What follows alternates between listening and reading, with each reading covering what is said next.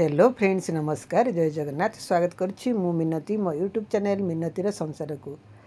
सांग माने चलतु आज जीवा हैदराबाद दक्षिण बद्रीनाथ मंदिर देखा। ए मंदिर हैदराबाद मेडचल ठारू 10 किलोमीटर दूर रे अवस्थित।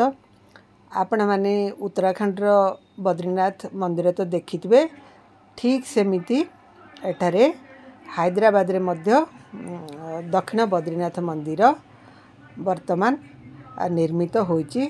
आपण माने आसी एठारे गाड़ी पार्क करी शायद 20 टंका ना देई आपण माने जाई परिबे गाड़ी पार्क करी मंदिर भीतर को।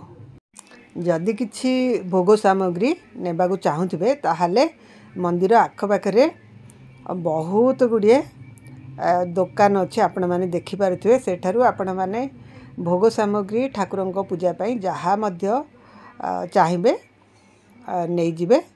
आ देखंतु विराट बड़ आर प्रांगण आपण माने देखि पारुथिबे। वर्तमान या प्रगति पथरे अछि, निर्माण कार्य चालू रहिछि। आपण माने जदि दक्षिण भारतर सॉरी आपण माने जदि उत्तराखंड बद्रीनाथ मंदिर देखिथिबे ताहले देखंतु ठीक सेमिति ही तैयारी होइछि हैदराबाद रे ही दक्षिण बद्रीनाथ मंदिर। एठारे आपण माने जोता रखी हाथ गोड़ धोई मंदिर भीतर को जाई परिबे। मंदिर रे देखंतु आखपाखरे बहुत गुड़िए गछपत्र लगा जाइछि, फूल गछ तथा अन्य गछपत्र लगा जाइछि। देखि पारथि आपण माने मंदिर भीतर को वीडियो करबा को मना। मंदिर भीतर आपण माने जाई परिबे किंतु वीडियो करि पारे नै, बाहर वीडियो फोटो नै परिबे। आमे दर्शन करी चली आसिलु मंदिर भीतर को जाई। एबे बाहर को तार आखपाखरे थिबा दृश्य आपण माने देखंतु। मंदिर अलगा अलगा स्थान रे ठाकुरंगर अलगा अलगा जेमती गणेश अलगा देवादेवींगर मंदिर अच्छी देखि पारुथिबे। ता सहित जदि आपण माने पानी पीवा को इच्छा करथिबे, किछि खाइबा पई इच्छा करथिबे, बाहर मध्ये तार व्यवस्था अच्छी।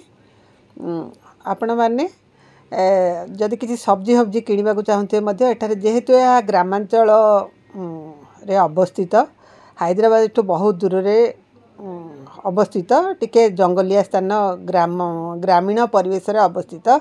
तेणु एठारे सब्जी मार्केट सहित अलग अलग मार्केट मध्य रहिछि।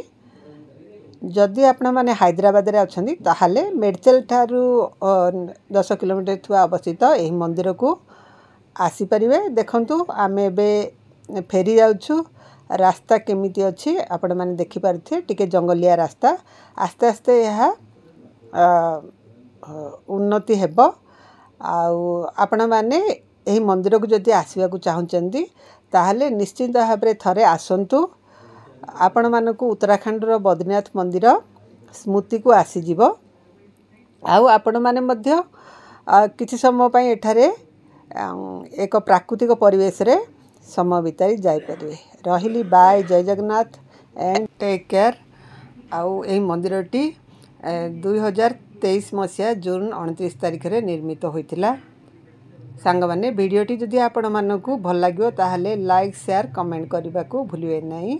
बाय।